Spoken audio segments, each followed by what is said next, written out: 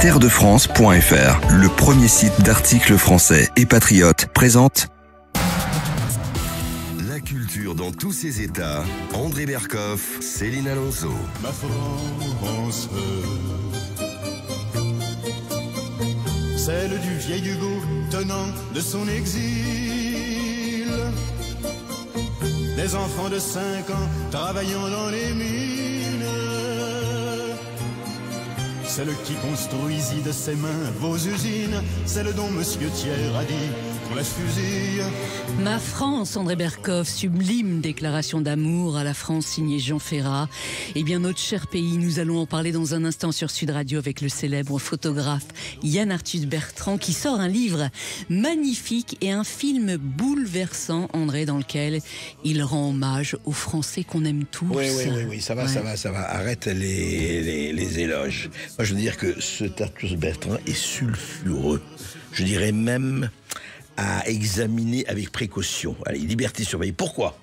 Parce qu'il nous donne une France qui sourit, une France qui rit, une France qui a l'air épanouie. Mais enfin, Arthus Bertrand, mais vous êtes où là ?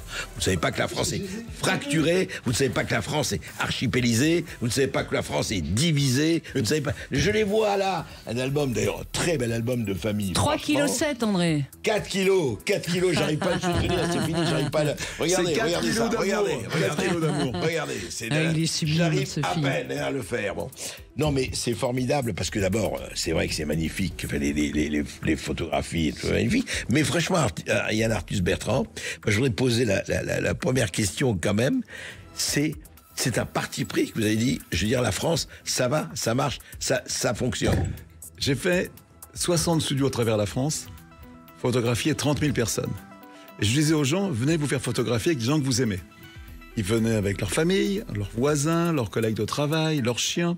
Et il y avait une ambiance dans le studio incroyable. Mais comment vous les choisissez ? D'abord, on met ça dans France 3, France Bleu, on dit que Yann Arthus Bertrand fait un studio et les gens s'inscrivent et en 1 heure, le studio est plein. Puis les gens font la queue dehors pour se faire photographier. Et ce qui est génial, c'est qu'on a créé une bulle où les gens ont le droit de s'aimer et de sourire. Et donc, dans tous ces gens, il y avait le curé, il y avait l'épicier, il y avait le notaire, les pompiers, et tout ça, ça rigole. Les gens venaient m'amener du fromage, m'amener des œufs à l'ancienne. Et ça, sincèrement, j'ai vraiment vécu 3 ans extraordinaires avec ces Français. 3 ans. Les seuls qui nous ont un peu embêtés, ce sont les députés.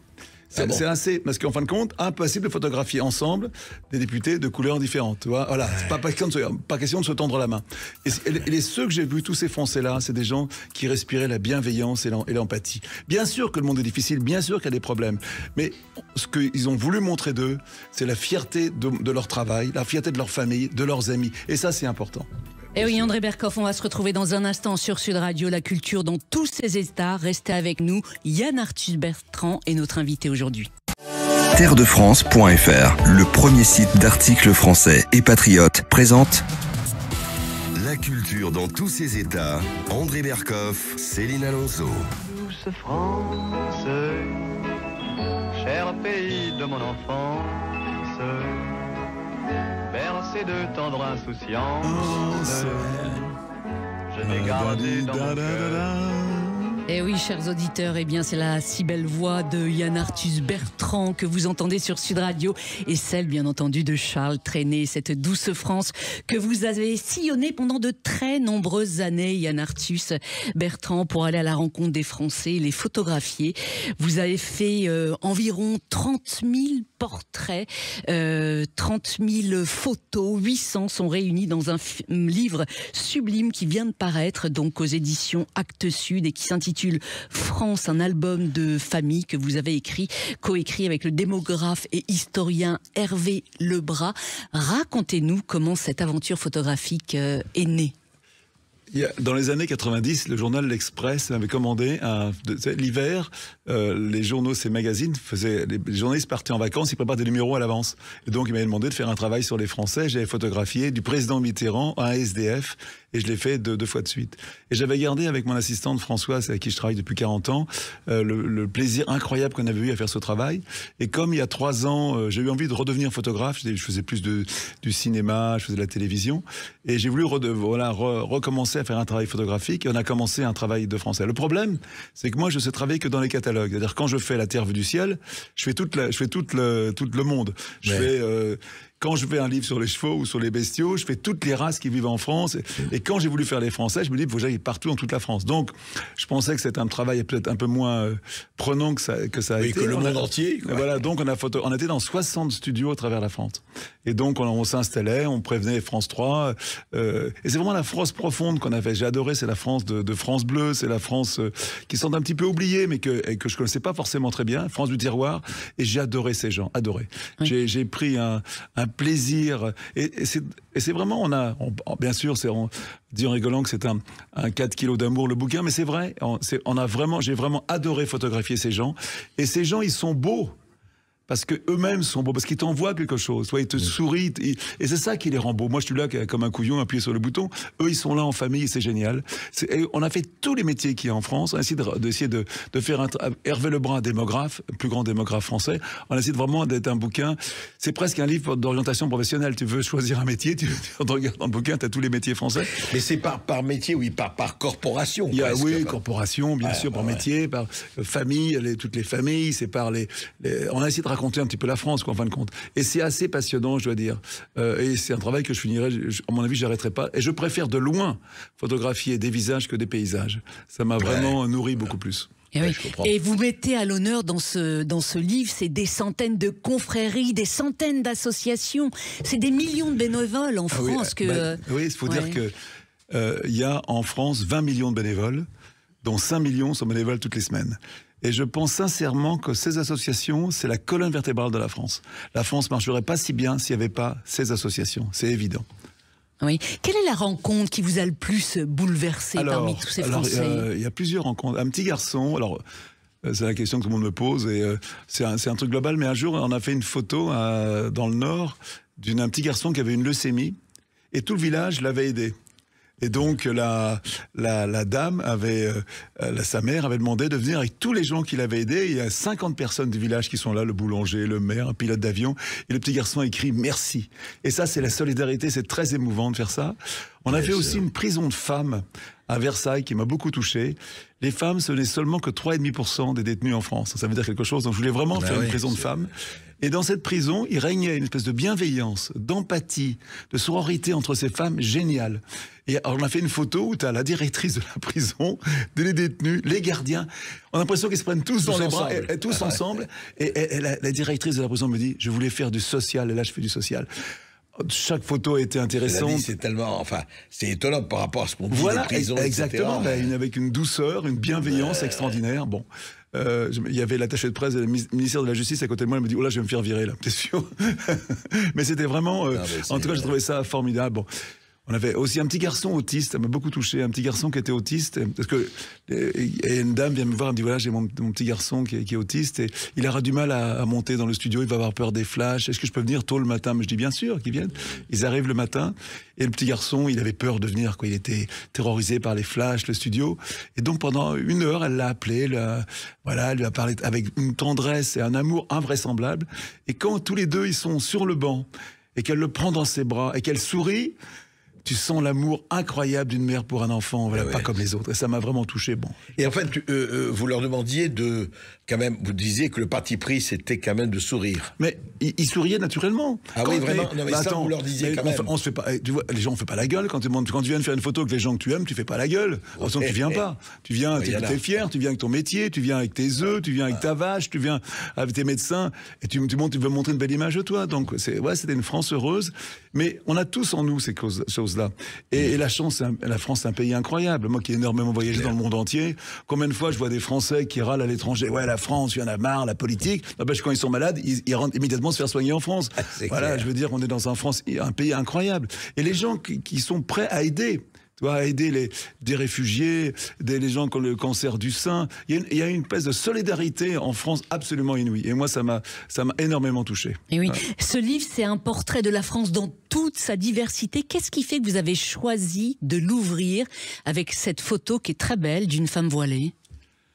Alors, la femme voilée, c'est une photo que j'ai faite il y a 40 ans. Il y a très longtemps, le projet que je faisais, c'était une jeune fille qui travaillait dans le magasin Attaque, que j'aimais beaucoup. Et l'histoire est pas si drôle que ça, parce que quand c'est paru dans l'Express, elle a pris une raclée par son père. Donc voilà, c'était vraiment c'était une histoire. Donc c'est une La voilée, photo mais date d'il y a 40 ans. à 40 ans que j'ai commencé le travail que je fais pour l'Express, environ à 35 ans. Voilà. Mais c'est Voilà. vrai. Et je la revois, elle est mère, elle a des enfants, et je la croise de temps en temps.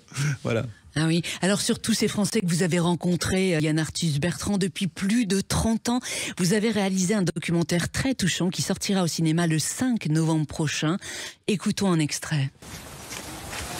Et tes vaches, elles font combien de lactation? C'est-à-dire qu'elles vont faire combien de veaux? Bah là, ça dépend. En gros, ça doit être 5, 6, 7. 5, 6, 7. La plus vieille a 16 ans. Ah ouais. Ah, tu gardes tes vaches chez eux, toi? Ah, j'ai du mal à les vendre. C'est ce que je vous disais tout à l'heure. Quand je vends des bêtes et qu'il faut que je les pousse pour qu'elles aillent à l'abattoir, c'est dur. Elle partira à l'abattoir, celle-là, ou elle va mourir? Elle va mourir. Elle mourra. Là, tu penses pas rentabilité, là, quand tu fais ça? Ah non, bah non. Ah non, si je parle de rentabilité, il y a longtemps qu'elle serait partie. Il y a un lien... ouais, ça s'explique pas, ça. Ça s'explique très bien. C'est l'amour, quoi. Ah oui, c'est l'amour. Et oui, cette très scène, émouvant, cette très émouvant. scène, elle est vraiment très, Oui, très c'est- émouvante. Cet éleveur, il s'appelle Didier Kerzulek. Il est éleveur de vaches laitières en Bretagne. Et oui, son histoire personnelle, il y a quel amour entre avec Non, leurs il a- bêtes. il a une histoire personnelle très difficile. Sa femme est partie. C'est Il ça, s'occupe de ouais. sa petite sœur qui est trisomique, et qui est handicapée. Et il n'a pas beaucoup d'argent. Les vaches laitières, il faut savoir qu'en France, les vaches laitières, dès qu'une vache produit moins de lait, elle part à l'abattoir. Il faut savoir que 90% de la viande de bœuf qu'on consomme, c'est de la vache laitière réformée. Parce que, comme on n'achète pas le lait très cher, ben dès que le prix fait moins de lait, elle part à l'abattoir. Et lui, qui n'a pas beaucoup de moyens, il est attaché à ses animaux, il les reparle tous les jours, il les caresse. Il y a un adage, même si un jour ils savent quelque part qu'elles vont partir à l'abattoir. J'étais très très ému par il avait une générosité, une passion les pour héros la du vie, et quotidien, très ces généreux. gens. Il était magnifique, ce type. C'est vrai, c'est Eh oui. une espèce d'héroïsme du quotidien. Incroyable. Exactement, héroïsme du quotidien, exact. Très très touché par lui. C'est drôle, t'as vraiment trouvé dans le film la personne qui m'a le plus touché. Oui, moi aussi personnellement, mais autre personne qui m'a beaucoup touchée, on va lui donner la parole dans un instant, même tout de suite sur Sud Radio, parce que cette scène, elle est aussi bouleversante dans votre film. Vous avez filmé une vache qui entre dans un abattoir mobile, j'en ai eu les larmes aux yeux. Vous étiez aussi ému lors de cette scène que vous avez tournée, Yann Arthus Bertrand, et cet abattoir mobile a été créé en 2021 par Émilie Janin, qui vient donc de nous rejoindre sur Sud Radio. Bonjour à vous, Émilie. Bonjour à tous. Alors, à l'époque du tournage, vous étiez éleveuse de vaches charolaises en Bourgogne, et ce depuis 18 ans. Il y a 2 ans, vous avez arrêté donc votre activité. Expliquez-nous pourquoi. Parce que donc voilà, Yann Arthus était venu nous voir puisque l'abattoir mobile était le premier en France et l'unique abattoir mobile qui sillonnait les fermes, voilà. Et donc entre-temps, malheureusement, j'ai dû mettre en redressement puis en liquidation judiciaire la structure qui avait mis en place cet abattoir mobile. Et en lien avec cette liquidation judiciaire, bon voilà, il y a les conséquences qui vont avec, donc des endettements à assumer et que je pouvais pas assumer en continuant d'être éleveuse. Donc il a fallu aller travailler ailleurs, à l'extérieur, on va dire. C'est le terme qu'on utilise quand on est paysan, on va travailler ailleurs. Et donc voilà pourquoi j'ai arrêté la ferme, c'est parce que clairement avec la liquidation de l'abattoir, enfin de la société de l'abattoir mobile, j'avais des cautions personnelles. Et oui, parce que vous m'avez précisé qu'un abattoir mobile, ça coûte très très cher. Mais c'est 3 camions, c'est 3 poids lourds. C'est 1,5 million d'euros. Vous aviez eu des subventions de l'État à l'époque ? Oui, alors sur le papier, on était attributaire de subventions de l'État. On les a reçues avec énormément de retard, ce qui nous a mis effectivement dans une situation très très compliquée économiquement, et ce qui a contribué. Alors il n'y a pas que cette raison-là, mais ça ne nous a pas aidé et ça a un peu contribué à nous mettre en redressement judiciaire. Ouais. Ah oui. On Alors, très en retard. ah Il oui, y a le Covid qui est arrivé en plus. Ouais. Et oui, c'était Oui, les plus années le 20. Covid, plus le fait que je pense que cette initiative dérangeait quand même un peu. Énormément. Elle dérangeait parce qu'il n'existe, en fait, aujourd'hui en France, il n'y a pas d'abattoir mobile. Comment l'expliquez-vous? Je pense que ça dérange, qu'il y a des gens qui n'ont pas envie que d'autres systèmes d'abattoirs existent. Voilà. Ça dérange qui? Parce que, Qui sont ces gens? La concurrence. Principalement les abattoirs normaux, quoi. Voilà. On va dire, moi j'aurais tendance à dire industriels, mais puisque voilà, il reste encore quelques petits abattoirs de collectivités, de services publics, mais ils ferment les uns après les autres d'une façon très très fréquente. Tous les 6 mois, il y en a un nouveau qui ferme. Donc voilà. Mais principalement, je pense que les grosses pressions se font des gros abattoirs industriels qui veulent pas.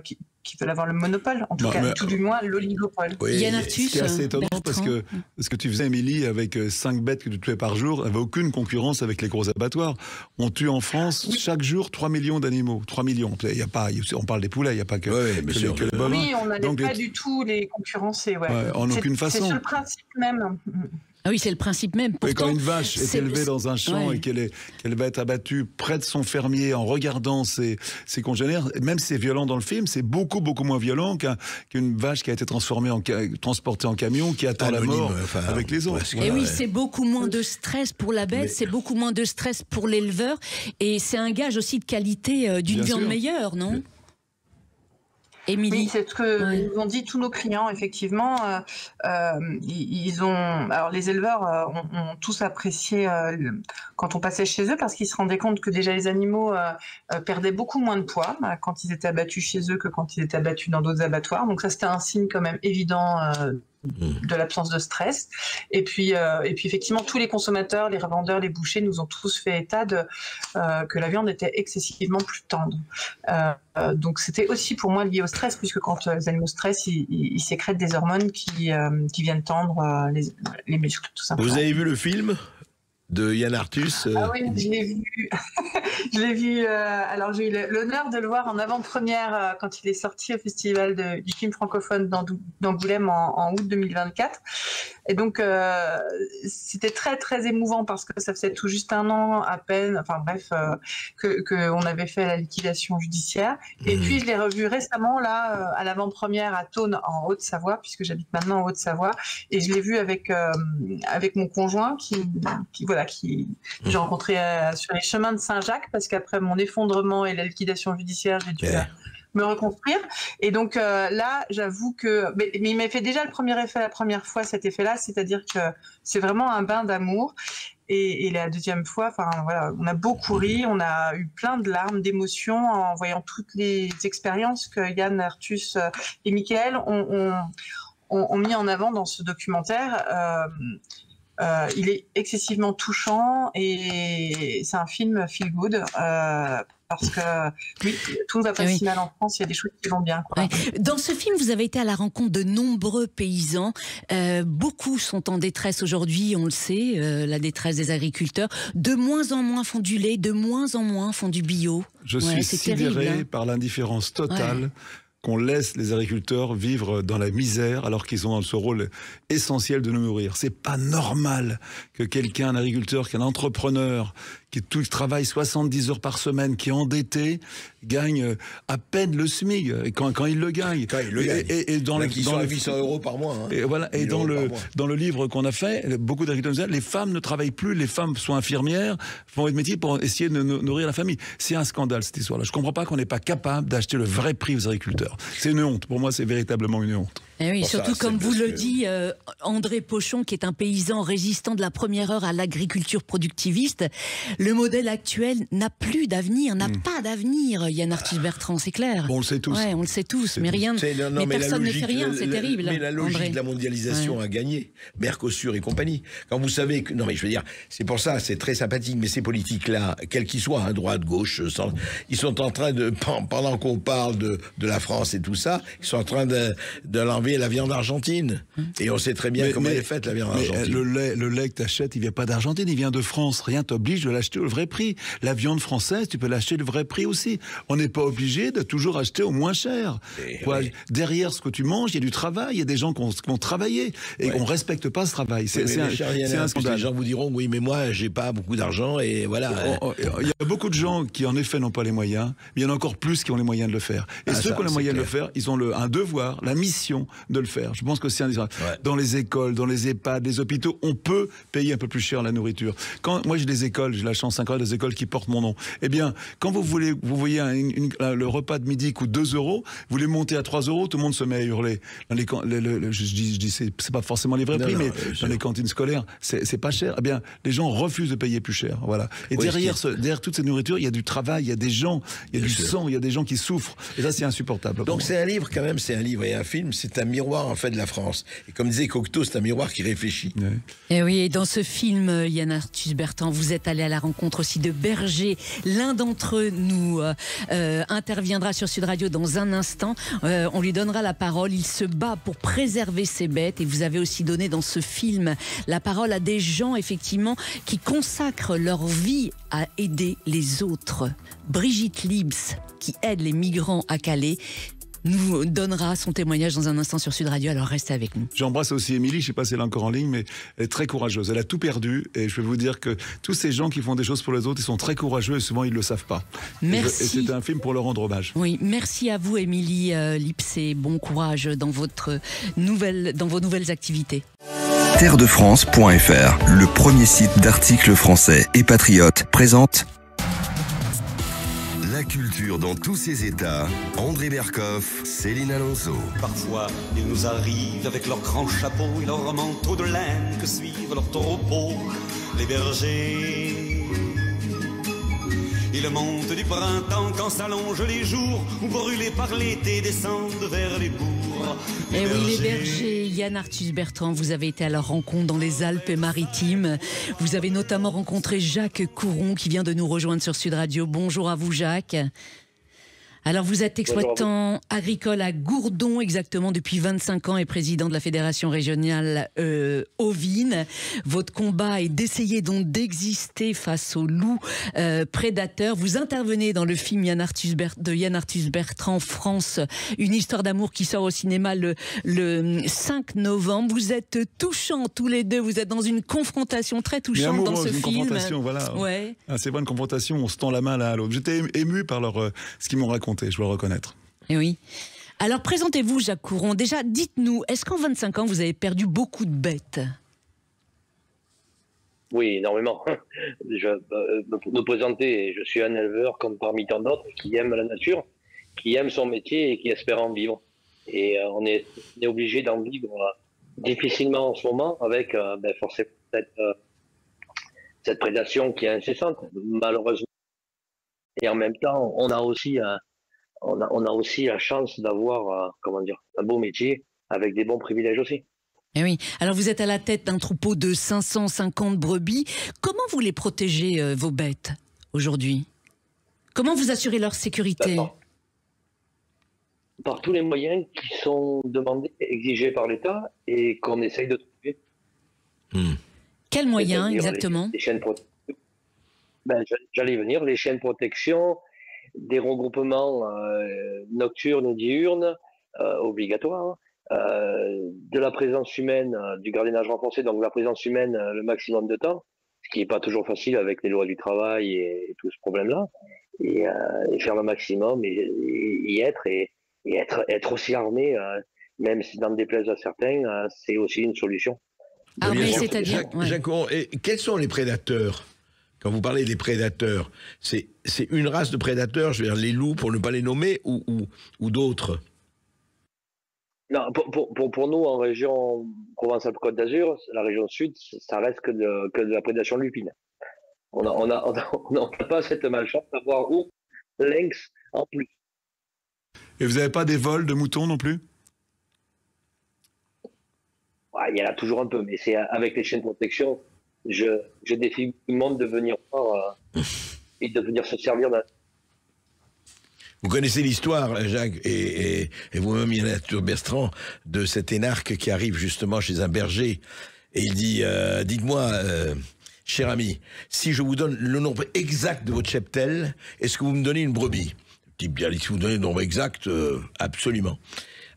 Et le type lui dit 493. Ah, lui dit, incroyable, incroyable. Ben écoutez, prenez, choisissez celle que vous voulez. Et il dit, excusez-moi, je voudrais savoir, là, parce que je ne sais pas, vous êtes quoi dans la vie? Ah, ben il dit, je suis énarque, je suis énarque sorti dans la botte. Il dit, vous êtes énarque sorti dans la botte? Il dit, oui, je suis énarque. Il dit, comment vous avez su que je suis énarque? Il dit, vous êtes parti avec le chien. C'est vraiment ça aussi, les différences de... Jacques Coron, ce qui est terrible, c'est que malgré ces mesures de protection, les loups attaquent et tuent vos bêtes. Ouais, malheureusement, ouais. Malheureusement, c'est la dure réalité de la prédation. Et dans le film de Yann Arthus, ouais. Je ne vais pas rebondir sur la blague de Yann Arthus Bertrand. En ce moment, on ne va pas critiquer tous ces gens de l'ENA et tout ça quand même, parce que c'est déjà assez compliqué pour eux, je pense. Oui, tu as raison, tu as bien raison. Non, mais je crois que tous ensemble, on doit comprendre qu'il y a un problème pour les loups et pour les bergers, et donc il faut trouver la solution et le regarder en faisant avec bienveillance, la main tendue, essayer de travailler ensemble. Et il y a trop de chaos, trop de pression, trop de, tu vois, il y a trop de méchanceté enfin, là-dedans. On doit pouvoir s'entendre, il faut qu'on s'entende. En Italie, il y a des loups et des bergers, et ça marche bien. Donc voilà, on va y arriver aussi. Et j'ai vraiment voulu aller les voir pour essayer de les en prendre et leur donner la parole. On ne donne pas souvent la parole aux bergers, enfin, quand on a beaucoup plus la parole des écolos, moins aux bergers. Donc on a voulu vraiment leur donner la parole. C'est-à-dire qu'il y a beaucoup de gens qui ne donnent pas la parole et qui sont invisibilisés. Voilà. C'est pour ça que c'est important. Dans votre film, quand Jacques Coron vous parle des menaces de mort qu'ils subissent régulièrement, vous êtes assez sceptique, Yann Arthus. Je me fais engueuler. Oui. Et très fort d'ailleurs. Jacques Coron. Pour revenir juste sur... juste pour revenir sur les propos qui viennent de nous, c'est certain qu'il faut qu'on trouve la solution, mais en trouvant la solution, ce ne sera pas de la solution par l'idéologie. Alors oui, on s'est quelque peu engueulé, mais c'est pas parce qu'on s'engueule, c'est parce que moi je vous ai pas engueulé, je vous ai parlé avec le cœur, avec quelque chose qui me passionne. Mais l'engueulade c'est bon, hein. C'est très bon là, les engueulades, vous savez. Ça fait jamais de mal. Tant qu'on ne va pas à la violence. C'est ça le problème. Mais comment l'État pourrait vous aider vraiment efficacement aujourd'hui? En prenant acte de ce qui se passe sur le terrain et en venant nous écouter. Yann Arthus Bertrand vient de dire quelque chose de très important, c'est qu'on ne nous écoute pas assez. En fait, c'est bien d'écouter les écolos, et il faut qu'il y ait de l'écologie dans notre monde actuellement, parce qu'il y a quand même beaucoup de dégradation. Le seul petit problème, c'est que c'est bien d'écouter l'écologie, mais en même temps, il faut écouter aussi le technique. Moi, je ne suis pas pour qu'on dénature la nature. Non, mais... Ce qu'on peut, c'est qu'on trouve une solution écologique. Faut pas non plus dénaturer les hommes et les femmes. En fait, Yann Arthus Bertrand, je voudrais revenir à ce livre et à ce film. Non, Pierre, je veux dire, quand un berger trouve le matin ses moutons égorgés, c'est violent. Bien sûr. Tu vois, c'est pas quelque chose, c'est pas que de l'argent. C'est des animaux qu'il connaît, qu'il aime, qu'il a élevé. Il y a la sélection des races. C'est important pour eux. C'est pas uniquement de la viande sur pattes. C'est quelque chose. Ils sont attachés leurs animaux. Et quand tu vois le matin les loups, t'as une vingtaine de brebis qui ont été égorgées. Bien sûr que je comprends qu'il y a une véritable colère. Moi qui suis un écolo qui veut le protéger. Bon, faut trouver la solution. Voilà, faut trouver une solution. Voilà, il y a des gens comme vous, ou des écolos qui disent oui, il faut aussi protéger les loups. Mais je comprends très bien qu'un berger aujourd'hui, il a vu de rentrer le soir chez lui. Pas rester près de ses moutons dans le temps. Les gens restaient les journées entières. Ce qu'il disait tout à l'heure avec les lois sociales, c'est compliqué de faire travailler des gens 24 heures sur 24 pour protéger les loups. Donc voilà. Non, il y a un truc à trouver. Bientôt, il y aura des robots, il y en a Bertrand. Peut-être. Ni en tout cas, ni rien. C'est compliqué d'être... c'est difficile d'être pour les loups et pour les bergers. Voilà. Il faut qu'on trouve la solution et on la trouvera. Merci Jacques Coron d'être intervenu sur Sud Radio. Yann Arthus Bertrand, alors dans votre livre, dans votre film surtout, vous donnez aussi la parole à ceux qui ont choisi la solidarité. Vous êtes rendu à Calais, vous avez rencontré des migrants et vous avez notamment été chez Brigitte Lips qui aide les réfugiés depuis 25 ans. Ils l'ont surnommée Mamie Charge car ils rechargent donc chez elle leur téléphone et elle leur donne aussi de quoi se nourrir et se vêtir. Elle vient de nous rejoindre rejoindre à l'instant sur Sud Radio. Bonjour à vous, Brigitte Lips. Bonjour, bonsoir. Bonsoir, oui. Bonjour Brigitte. Alors, l'entraide, pour vous, c'est véritablement un acte de foi? Oui, bien sûr. Bien sûr, c'est grâce à cause ou grâce, je ne sais pas, à ma foi chrétienne que je viens en aide aux plus petits. Pas que les migrants, en fait. Il n'y a pas que les migrants. Voilà. Et quand vous dites aux plus petits, c'est-à-dire ceux qui n'ont pas été gâtés effectivement par la vie ou qui ont des problèmes à la fois matériels. Et c'est vrai, vous savez, quand on sait que on dit aujourd'hui qu'il y a 7 à 8 millions de Français, 7 à 8 Français, c'est pas seulement les migrants, loin de là, qui vivent sous le seuil de pauvreté. Ils sont 7 à 8 millions aujourd'hui. Oui, bien sûr, bien sûr. Et je pense que les gens qui ont un petit peu de moyens, mais il n'y a pas que l'argent dans la vie. Il n'y a pas que l'argent. Bien sûr. Il y a le cœur aussi. Voilà. Le fait, quelquefois, de prendre dans ses bras quelqu'un qui est là depuis très longtemps, depuis des mois, mais qui chemine depuis quelquefois des années, qui n'a plus de maman, qui n'a plus de papa et qui n'a plus de famille, de le prendre dans ses bras comme ça. Combien d'années, combien de mois n'ont pas été reconnus comme un humain? Viens à la maison, bien sûr qui a le thé, bien sûr qui a la charge, mais il y a autre chose. Beaucoup de journalistes qui viennent à la maison sont frappés de voir leur visage joyeux. Ouais. Oui, alors justement, comme dans le livre de Yann Arthus, justement. Oui, c'est-à-dire, vous recevez, donc il faut expliquer aux auditeurs, vous recevez beaucoup de Soudanais, beaucoup d'Érythréens, beaucoup d'Iraniens, beaucoup de jeunes femmes aussi, m'avez-vous dit. Ils arrivent en général d'Allemagne ou de Suède. Ils sont dans quel état d'esprit? Parce que vous me dites qu'ils n'ont pas forcément peur de ce qui les attend, de cette traversée de la Manche au risque de leur vie. Racontez-nous comment sont-ils quand ils sont chez vous? Eh ben, chez moi, de toute façon, ils s'en remettent à Dieu, que ce soit des musulmans, que ce soit des chrétiens. Ils s'en remettent toujours à Dieu. S'ils doivent mourir, c'est que Dieu l'aura voulu. Mais moi, je leur dis, faites attention, surtout aux femmes, les dernières qui sont parties vendredi dernier. Je ne les ai pas revues, donc peut-être qu'elles sont passées. Je leur ai dit, ne montez pas dans le fond du bateau. Parce que c'est dans le fond du bateau que les femmes se font piétiner. Parce que souvent, les gens ne le savent pas. On dit, ils sont morts en mer. Oui, ils sont morts en mer, dans le bateau. Mais ils ont été piétinés. Ils sont morts piétinés, les femmes. Oui, c'est assez terrifiant, effectivement, ce qui se passe pour un certain nombre de personnes, hommes, femmes et tout ça. Et quand ils arrivent en Angleterre, vous savez, c'est pas fini. Hein. Leur détresse n'est pas finie, mais enfin, c'est un autre problème. Je voudrais savoir, ça fait longtemps que vous accueillez comme ça fait depuis toujours que vous accueillez comme ça, avec cette espèce de... Oui, à la maison, on ne pouvait pas, c'était interdit par la loi de faire entrer des gens sans papier chez soi. Oui. Depuis 15 ans, c'est toléré. Je ne sais pas si c'est vraiment admis, mais c'est toléré.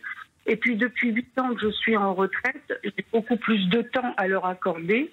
Donc c'est là, à partir de là, où je fais à manger maintenant le midi et une petite collation l'après-midi. Oui. En 25 ans, est-ce qu'il vous est arrivé quand même d'avoir peur d'être agressé? Parce qu'il faut quand même en parler un petit peu. À Calais, des personnes se sont fait agresser par les migrants. Bien sûr. Mais chez moi, il y a un respect. Le respect de la maman. Quand il y a arrivé des fois où il y en a un qui élève la voix, je regarde bien dans les yeux, je dis ici c'est moi le chef. Surtout pour les pays comme les Afghans par exemple, qui n'aiment pas les femmes. Je leur dis ouvertement, tu n'aimes pas les femmes, mais ici tu as besoin d'une femme pour charger ton portable. Parce que dans ton pays, est-ce que ta femme pourrait faire ce que moi je fais? Ah non. Alors je dis, tu acceptes. Et chez moi, j'avais une pancarte marquée, ici, il n'y a pas de noir, il n'y a pas de blanc. Il y a des jeunes, des gens venus des pays du monde entier pour charger pour manger une bricole. Et si c'est pas ton avis, si tu n'aimes pas ça, tu vas charger ailleurs. Chez nous, c'est le partage. Et oui. Vous êtes ému, Yann Arthus Bertrand. Je trouve formidable parce que on sent que tellement... salut, c'est Yann. Et je suis tellement content de t'entendre parce que tu vois comme elle a trouvé du sens à sa vie, comme elle est heureuse de le faire. Je pense que agir rend heureux. Et tu le sens. Tu sens dans sa voix comme elle est contente de faire ça, de trouver cette voix, voilà. Et ça, c'est ça qui est génial. Et puis de savoir mettre à sa place chacun et trouver sa place. Exactement. C'est ça qui est très intéressant. Et oui, Yann Arthus Bertrand. Oui, Brigitte, allez-y. Oui, quand Yann est arrivé, il y avait, je ne sais plus, je sais qu'il est peut-être un Égyptien. Et alors, je lui dis, moi, je reçois les gens comme si c'était Jésus qui venait à moi. Et il m'a dit, si tu te souviens, Yann, il m'a dit, alors aujourd'hui, lui, c'est Jésus. Je lui ai dit oui, aujourd'hui, lui, c'est Jésus. Yann Jésus Bertrand, c'est ça que vous voulez dire. Non, mais tous ces gens qui font plus que toi, ils ont dans les yeux quelque chose en plus. Et ça, il faut savoir le regarder et savoir en profiter. C'est ça dont on parle le film. Et on peut tous faire quelque chose. On a tous la mission autour de nous d'arranger. Toi, t'es journaliste, tu peux faire quelque chose pour les autres. On peut tous faire quelque chose pour les autres. Et c'est ça qui va te rendre heureux. Eh oui. Merci Brigitte Lips d'être intervenue sur Sud Radio. Yann Arthus Bertrand, dans un instant sur Sud Radio, nous allons parler d'une très belle exposition qui ouvre à Paris le 20 octobre, une exposition de vos photos. Et bien entendu, on parlera aussi de votre combat pour sauver la planète. À tout de suite.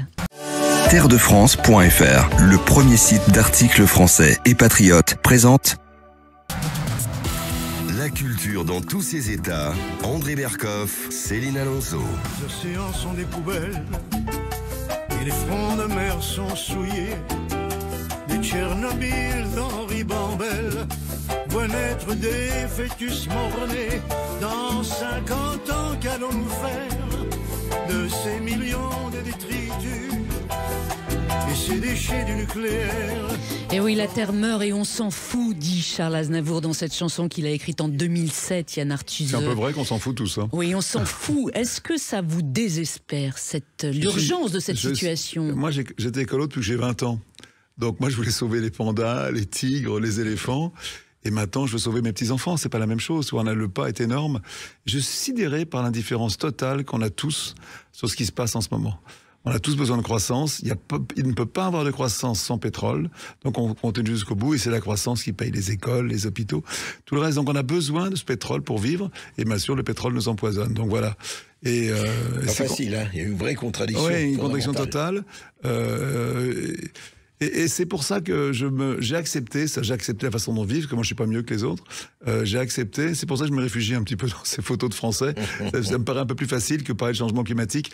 Dans le monde aujourd'hui, il y a un papier sur la mort du corail, c'est invraisemblable. 98% du corail est en danger aujourd'hui. C'est fou, quoi. Et lire la page Planète du Monde, c'est un peu déprimant, voilà.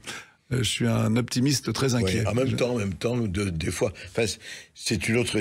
On aura un jour une vraie discussion là-dessus, mais c'est une autre émission parce qu'il y a des coraux qui augmentent aussi. C'est pas vrai que les coraux disparaissent tous. On va pas rentrer là-dedans tout de suite. Non, je sais. D'accord. Oui, mais moi, j'aimerais un jour qu'on fasse une vraie discussion là-dessus. Mais les scientifiques, faut quand même le dire, parlent quand même de la 6e extinction de masse sur Terre et contrairement aux précédentes, elle est essentiellement provoquée par nous-mêmes, disent-ils. Yann Arthus Bertrand. Très ancré par notre confort, par notre façon de vivre, voilà, tout simplement. Ouais. Mais 30% des Français, effectivement, sont climato-sceptiques. Qu'auriez-vous envie de leur dire aujourd'hui? Ils changeront bientôt.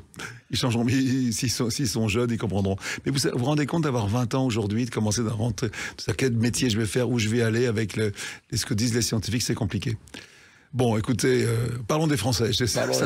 Alors les Français, effectivement, vous leur donnez la parole dans votre film documentaire qui sort le 5 novembre au cinéma. Vous avez donc donné la parole notamment à des jeunes militants écologistes, notamment au collectif Derrière,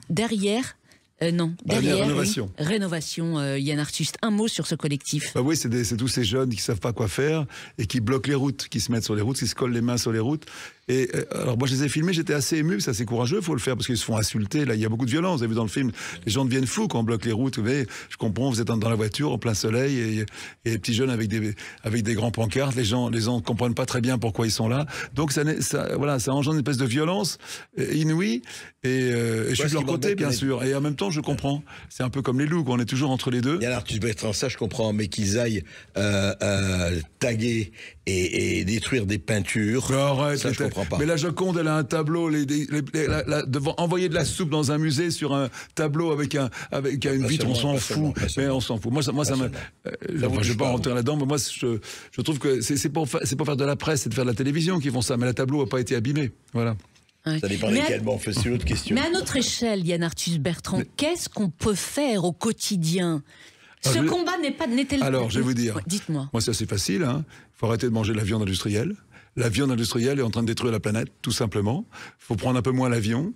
Il faut faire attention au quotidien, ce qu'on peut faire. Vous savez, on est dans un monde où la viande industrielle est en train de détruire la planète. C'est tout simple. Les cochons, on tue des centaines de milliers de cochons par jour avec du soja. Enfin, je ne vais pas rentrer là-dedans. Il y a de la violence. À une époque de votre vie, vous en mangiez de cette viande. Vous en avez consommé. Je suis devenu plus intelligent. J'ai compris qu'il fallait que je change.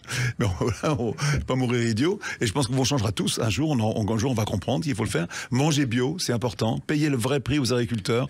On a perdu 80% des insectes. Bon, il y a tellement de choses à faire. Tout le monde sait ce qu'il faut faire. Enfin, quand je ne vais pas répéter toujours la même chose. Mais ce qui est difficile, parce qu'on vous parlez aux gens, vous parlez dans leur tête, mais vous ne parlez pas à leur cœur. J'aimerais que ce qu'on dise rentre. C'est ça le film France, Histoire d'amour, c'est ça, c'est parler au cœur des gens. Par l'émotion, essayer de changer des choses. Voilà. Oui.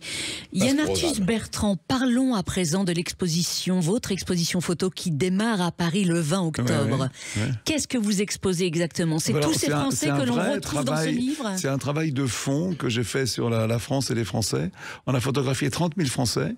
Les 30 000 Français sont exposés sur les écrans, pas sur les écrans à la mairie de Paris. Il y a environ 150 photos. C'est génial. C'est la première fois que la mairie de Paris... Tous les salons d'honneur, c'est la première fois qu'ils font ça. Même le bureau d'Anne Hidalgo est en expo photo, ce qui est absolument génial. Et c'est gratuit, ouvert à tous. Et surtout, il y a un studio photo à l'intérieur de la mairie de Paris. Et les gens peuvent se faire photographier et faire partie du projet des Français. Voilà. Ça c'est bien, il faut dire. Ah oui, tout le monde peut venir. Oui, enfin, tout le monde peut venir, c'est gratuit. Alors faut aller sur le site internet France un album de famille.fr. C'est France un album de famille.fr. Exactement. Ouais, oui. Vous vous inscrivez parce qu'on ne peut pas rentrer dans la mairie sans qu'on soit inscrit. C'est important. Il y a une sécurité terrible. Voilà. Donc et je serai très heureux. Et je serai là tous les jours. J'ai bien profité. Vous savez, pour un photographe, vous faites des photos, vous êtes tout seul avec votre équipe, et que jour où vous présentez vos photos aux gens, c'est un kiff incroyable. Vous savez que ces photos, vous les partagez avec les autres, vous discutez, et j'adore ça. Donc je serai là tous les jours, comme un gosse, voilà, un gosse étonné. Et vous allez faire des tas de portraits. Oui, alors il n'y a pas que moi qui fera les photos, il y a aussi mes assistants qui seront là. Voilà, mais c'est une grosse exposition, et je remercie vraiment la mairie de Paris de nous avoir fait ce cadeau inouï. Quand j'ai fait ce projet, j'ai été voir beaucoup de musées, bon, ça n'intéressait pas grand monde, et tout de suite à la mairie, on m'a dit oui, bien sûr. Tu peux avoir... La mairie, tu auras même mon bureau, ce qui est assez génial quand même. Et oui, cette émission sera-t-elle itinérante? J'espère qu'elle va tourner par la suite, bien sûr. Je pense qu'elle le sera parce qu'il y a déjà beaucoup d'expositions qui sont en train de se faire dans les villes où on a été. À Perpignan, ils font les photos de Perpignan, plus avec les photos des Français. Mais c'est vraiment une expo qui nous rassemble, qui parle d'amour profond de tous ces gens qui aiment leur travail, qui aiment leurs collègues de travail. C'est le plus important. Ouais. Voilà. Et alors, je vais dire un truc un peu cucu, nunuche, qui aiment la France, quoi. Moi, j'ai aimé cette France de terroir. J'ai aimé rencontrer ces gens. J'ai aimé leur sourire, leur regard bienveillant. J'ai aimé échanger avec eux. Et s'ils sont beaux sur les photos, c'est parce qu'ils sont eux-mêmes très beaux. Moi, j'avais qu'appuyé sur le bouton. C'est eux-mêmes qui m'ont donné cette beauté. Et ça, c'est quelque chose... Ça ne ment pas, hein. Ça ment pas. Et tu sais, la plus belle beauté du monde, qui sauvera le monde, cette beauté, elle s'appelle l'amour. C'est ça qui est important. Et c'est ce qui vraiment... C'est étonnant parce que quelqu'un me disait l'autre jour, c'est bon, ton bouquin, là, il fait du bien à regarder. Et c'est vrai qu'il fait du bien. Et tous ces gens-là te regardent avec bienveillance et empathie. Voilà. Oui.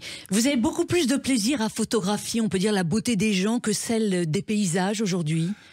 Moi, j'ai fait le plein, c'est-à-dire que j'étais pendant 30 ans, j'étais dans les plus beaux endroits du monde, donc j'étais un tel privilégié. Mais je dois reconnaître qu'un paysage, t'es content de le faire, mais il te donne rien, il t'apporte rien, le paysage, même si de la poésie. Mais quelqu'un qui te regarde, un petit garçon qui t'amène un panier d'œufs qu'il était prendre ce matin au pool et qui vient te remercier. Mais surtout, et ce que j'aime, c'est cet échange qu'on a, vous savez, les gens arrivent, on les place, ils sont au mieux d'eux, donc voilà. Et en échange, je leur donne une photo, il y a une espèce d'échange à l'ancienne, et ça, j'adore ça. Leur donner à tous leurs photos. Chacun repart avec sa photo. Les gens qui se font photographier à la mairie de Paris repartiront avec leur photo, une photo numérique d'eux et de leur famille. Non, il y a un échange, et dans la vie, plus on donne, plus on reçoit. Je peux vous dire que j'ai reçu, mais alors beaucoup plus que ce que j'ai donné, je pense. Non, mais c'est bien l'album de famille quand même, parce que la famille, elle est grande. Et elle montre, en tout cas, là, c'est vrai. Moi, sous le consort, et vous verrez, regardez le livre, achetez le livre, allez voir l'exposition. Ce qui est bien, c'est que le sourire est là, le rire est là. Et il y a un film sur le making-of qui a été fait par mes anciennes assistantes, qui est basé sur France 3, le mardi à 11h30 le soir, le mardi prochain. Très bien, c'est intéressant de le voir sur le France 3. Voilà. Comment ça a été fait, tout ça. Voilà, exactement, qui explique comment on a travaillé. C'est un film important. Yann Arthus Bertrand, merci d'être venu sur Sud Radio. Donc je rappelle que votre livre France, un album de famille, est paru aux éditions Actes Sud, et que votre film qu'il faut absolument aller voir, chers auditeurs, France, une histoire d'amour, sort le 5 novembre au cinéma. Tout de suite, vous retrouvez Brigitte Lahaye sur Sud Radio. Avec terredefrance.fr, le premier site d'articles français et patriotes.